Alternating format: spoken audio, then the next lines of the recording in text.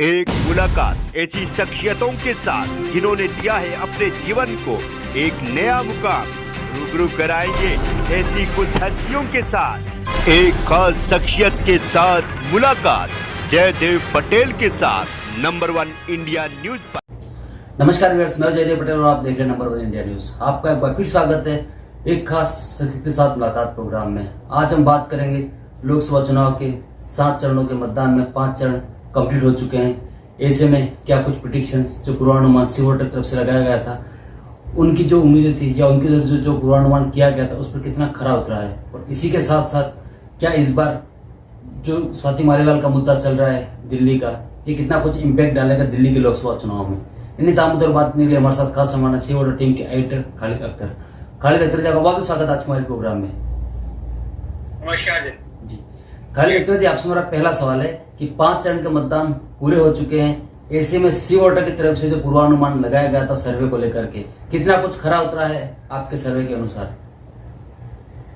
देखिए, क्योंकि हम लोग सर्वे करते रहे हैं और अभी भी हमारा एग्जिट पोल चल रहा है, तो since we are privy to the exit poll data, तो मैं उस तरह का कुछ फिगर्स या उस तरह का मैं आपको नहीं बता पाऊंगा क्योंकि इसमें लीगल इश्यूज हैं। लेकिन हाँ, मैं आपको ये बता सकता हूँ कि जैसे जो 5 चरण के चुनाव में, शुरू के 3 चरणों के चुनाव में जो है वोटिंग परसेंटेज जो था, वोटर टर्नआउट में थोड़ा डिप हुआ था। 4th में बढ़ा है, 5th में भी थोड़ा सा डिप हुआ है। तो पहले 2-3 फेजेस में अगर हम देखें, स्टेट वाइज देखें या सीट वाइज हम देखें, तो वो ज्यादातर वोटर टर्नआउट उसी तरह का रहा है जैसा कि हम लोगों का अंदाजा था हमारे ओपिनियन पोल में। अमूमन क्या होता है जयदेव जी, हम ये देखते हैं कि वोटर टर्नआउट उन सीट्स पर बेहतर होता है जहां पे लड़ाई अच्छी होती है, और वोटर टर्नआउट उन जगहों पे अच्छा नहीं होता है जहां पे ये मान करके चला जाता है कि ये लॉप साइडेड कंटेस्ट है या 1 साइडेड है। तो ऐसे में जो वोट ब्लॉक्स जीतने वाली पार्टी होते हैं उनको लगता है कि क्या जाना है, जीत तो रहे हैं, जो हार रहे होते हैं उनको लगता है यार कुछ होना है नहीं, तो क्या जाना है ऐसे। और दूसरा गर्मी का भी मौसम है, तो हमारे जो ओपिनियन पोल्स में जो हम लोग ट्रैक करते रहे सिचुएशन, तो उसमें जो हम लोग कह रहे थे कि इन सीट्स पे कंटेस्ट अच्छा होगा, वहां पे पब्लिक वोटर टर्नआउट भी दोनों तरफ के जो वोट ब्लॉक्स होंगे पूरा जोर लगाएंगे, तो वही हमें वोटर टर्नआउट में भी देखने को मिला है। जी जयदेव जी। खालिद अख्तर जी, अगर हम बात करते हैं 5 चरणों के चुनाव के बाद, तो किसको ज्यादा बहुमत मिलने जा रहा है, एनडीए या इंडिया गठबंधन को? देखिए, अभी मतलब वही मैंने कहा, सिंस हम लोग प्रीवी डाटा जो एग्जिट पोल है उसको we are privy to that, we won't be releasing this thing, making any comments और डूइंग एनी प्रेडिक्शंस। लेकिन जैसा मैं कह रहा हूँ कि हमारा ओपिनियन पोल जो रहा है उसमें जो हम लोग चीजें दिखाते रहे हैं, और उसमें जो हम लोग कहते रहे कि कहाँ पे कंटेस्ट अच्छा हो सकता है, जैसे कि बंगाल है, बिहार है, महाराष्ट्र है, ठीक है। और तो वो चीजें जो हम लोगों ने ओपिनियन पोल में कहीं ज्यादातर चीजें उसी की लाइन पर हैं कि वहां हमें कंटेस्ट अच्छा देखने को मिल रहा है, उन्हीं जगहों पे हमें वोटर टर्नआउट भी अच्छा देखने को मिल रहा है।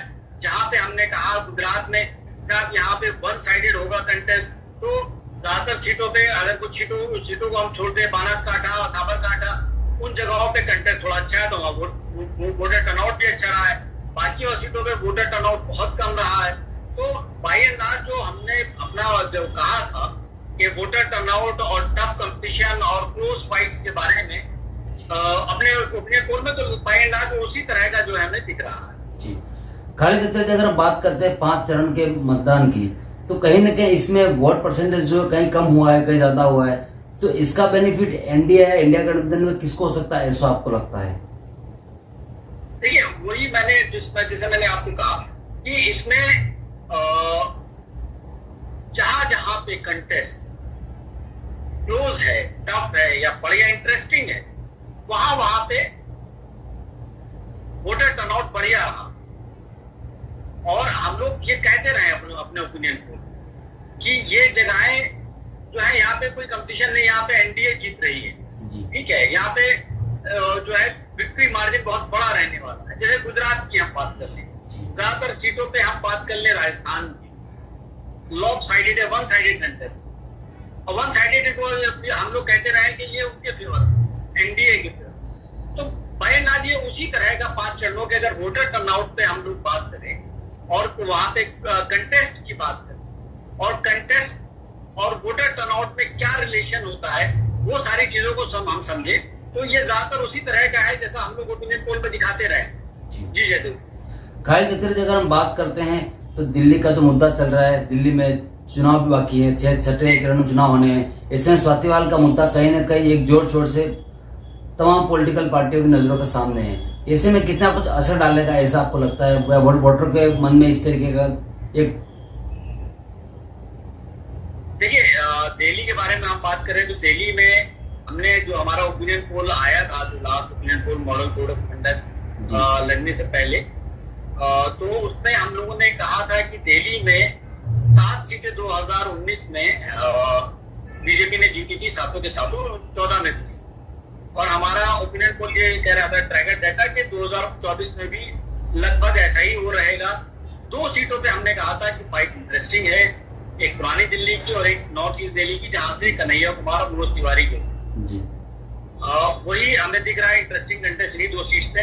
उसमें एक एंगल ये आ गया है कि स्वाति मालीवाल का जो पूरा जिस तरह से इंसिडेंट अनफोल्ड हुआ है वो बहुत अच्छा तो नहीं है आम आदमी पार्टी के लिए, वो doesn't reflect good on the party, जो कि पार्टी भी चेंज करके आई थी और सारे इश्यूज पे बात कर रही थी। अब इसका कितना इम्पैक्ट होगा ये थोड़ा सा देखने वाली बात है। हाँ, ये आम आदमी पार्टी के लिए कोई अच्छा इंसिडेंट तो नहीं है, it doesn't leave a good taste for the Aam Aadmi Party, you see from the voters perception point of view. जी जयदेव।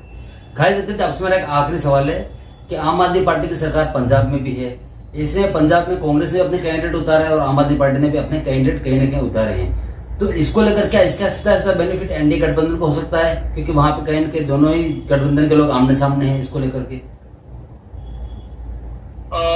देखिए, वहां पे जैसा हम लोगों ने अपने ओपिनियन पोल में कहा था कि बावजूद इसके दोनों पार्टीज आमने सामने हैं,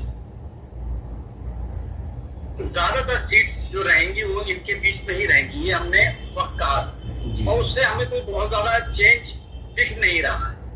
उसके बाद भी वक्त लगेगा बीजेपी को अपनी जमीन तैयार करने में, अपने वोट ब्लॉक्स को जोड़ने में। अभी तो जो ज्यादातर वोटर्स हैं वो इन्हीं पार्टी, आम आदमी पार्टी और कांग्रेस के बीच में ही डिवाइडेड दिख रहा है। इनफैक्ट जो अकाली दल है वो भी काफी मार्जिनलाइज इस टाइम दिख रहा है। तो ये है कि हालांकि आमने सामने लड़ रहे हैं, लेकिन फिर भी ये लग रहा है कि जो कुछ नतीजे आएंगे वो ज्यादातर इन्हीं 2 के बीच में आ सकते। जी, खालिद अख्तर जी, आपने हमारे लिए समय निकाला उसके लिए आपका बहुत बहुत धन्यवाद। शुक्रिया जय। Thank you.